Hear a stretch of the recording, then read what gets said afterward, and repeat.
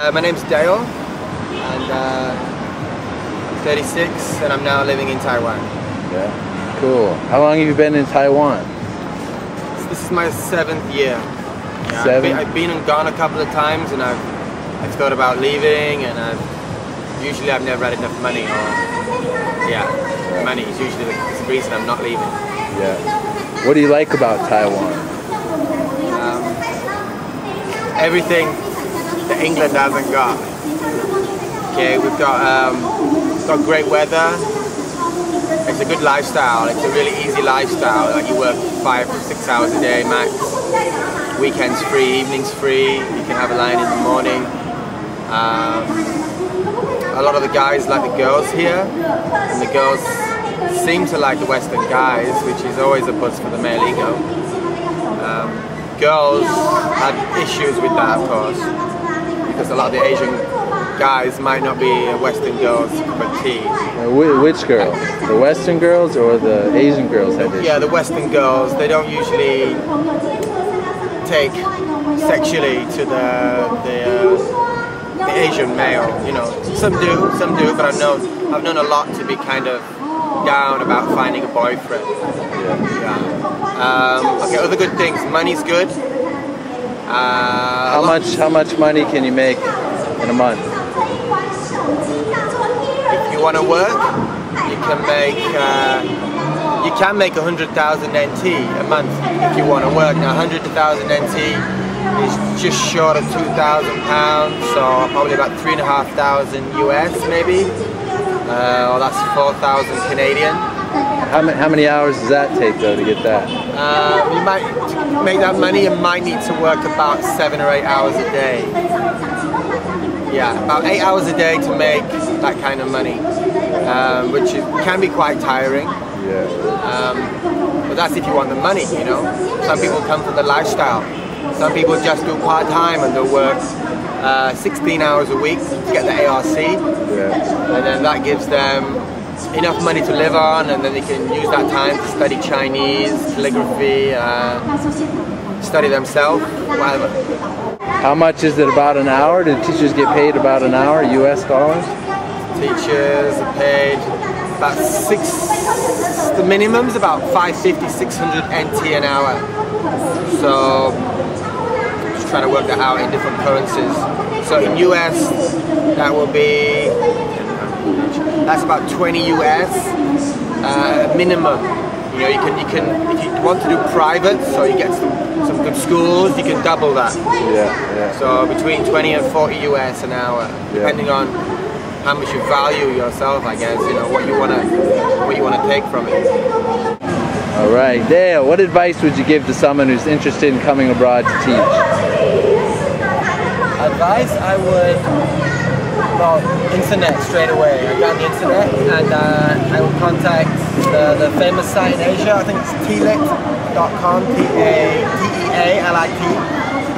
They seem to have so much information about everything. You know, accommodation, furniture, bikes, visas, everything, jobs,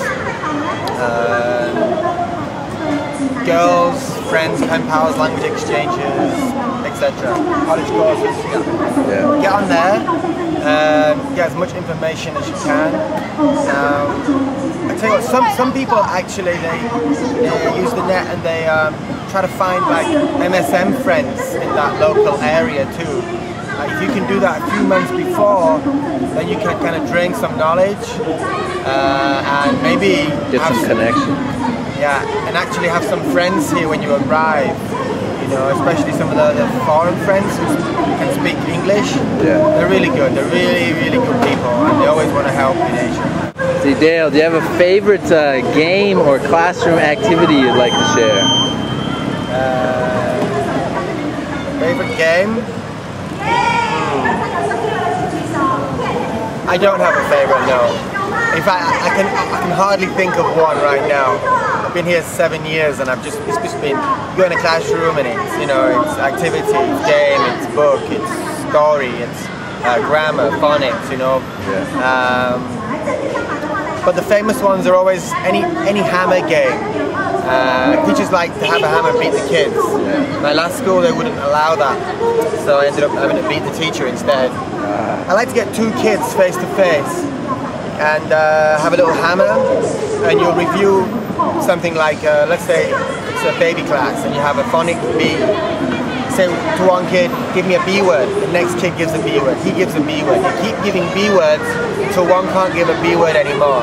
The rules are simple. You can't repeat the same word, and you cannot say and you cannot spend more than 3 or 5 seconds to give your answer. If they cannot, then you hit them. You can have a fast game also, which is you go to a child and you ask a question, and he has to give you an answer, but he cannot say yes, he cannot say no, he cannot nod his head or shake his head. And if he does, you whack him. Just whacking games, I love it. They start crying? The kids start crying? Or no, not really. You don't hit them that hard, huh? Not that hard, you know. Just on the borderline of tears. You gotta kind of go for that mark. How do you like the food? That face answers the question. Some people love the food. They love it. Taiwanese food, different kinds of fish, lots of fish and fishy things, you know, fish as friends.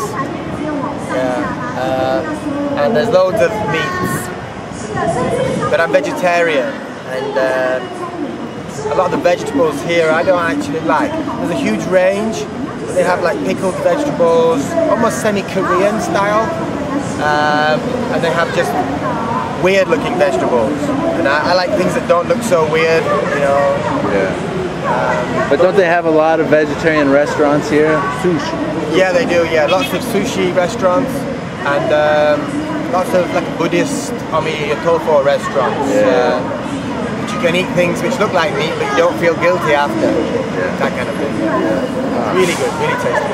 What about drinks, like fruit drinks or tea? What do you think about that? Fruit drinks and tea. I like to drink the green tea here. It's cheap, but there are millions of kinds of tea.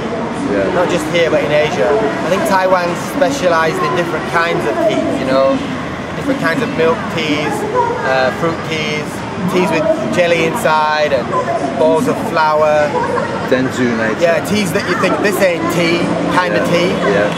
Lots of that. But I just tend to stick to the same kind of thing every time. I'm a little boring with food and drink. I feel like I know what I like, kind of guy. What about in the supermarket? What can you get in the supermarket? I mean, do you find you can get foods from back home, or what kind of foods you can? You can get food from back home. It might cost you a little more. I mean, there's not a huge range from back home. There's a new place called Costco. I think that's a worldwide thing anyway now. And you can go there and you can buy in bulk cereal, whatever it is you eat. I don't know, hot dogs or vegetables. Different kinds of beer. They've got it all in big amounts. It's really good, really, really good. It's good if you don't live alone. Then you can chip in and get some of that stuff. Really good cheeses too. Have you had any difficulties living in Taiwan? I think the biggest difficulty will be language. It's always communication. And I would say to you, as soon as you arrive, take up the language. Commit to at least 1 year. At least an hour a day, or 3 classes a week, or 2 hours every afternoon. Commit for 1 year, and then after 1 year, if you don't like it, then give it up. But at least by then you'll have sussed out the grammar, you'll know most of the basic vocab, and then if you want a relationship, you're okay. If you want to, if you get lost, you need to get yourself out of a situation, you're okay. If you're in hospital and you can't explain, you'll be okay. A year's intense study. It's worth being here 7 years and just trying to pick up a few words every day. The pain is short term. In fact, you're probably going to enjoy it too. Language. Anything else? The roads here are pretty bad, I've got to be honest. They have their own rules, not like Taipei. It's a little more red light means stop. Here, red light means you can stop if you want to stop, but it's up to you. Roads. ebooks.